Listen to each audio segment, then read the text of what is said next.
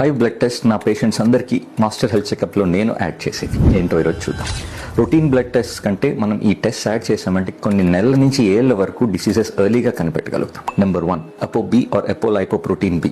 యూజువల్గా lipid profile, cholesterol, triglycerides అందరికీ తెలుసు. కాకపోతే మన బాడీలో ఉండే హార్మ్ఫుల్ కొలెస్ట్రాల్ పార్టికల్స్ ఎన్ని ఉన్నాయో అది కనిపెట్టి దీనివల్ల హార్ట్ డిసీజ్ రిస్క్ ఎర్లీగా మనకి చెప్తుంది.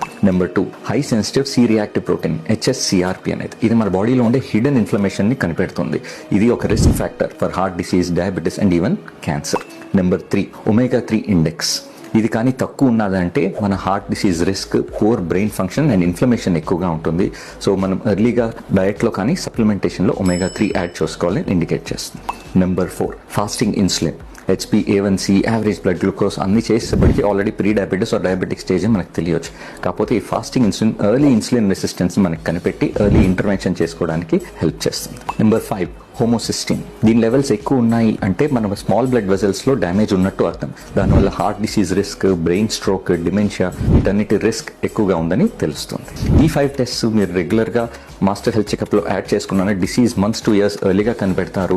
మన లైఫ్ స్టైల్లో, డయట్లో చేంజెస్ చేసుకుని ఈ డిసీజెస్ రిస్క్ తగ్గించుకునే ఛాన్స్ ఉంటుంది. ఇలాంటి మోర్ ఇన్ఫర్మేషన్ కోసం నన్ను ఫాలో చేయండి and me friends and family అందరికీ ఇది షేర్ చేసి స్ప్రెడ్ చేయండి. Take care.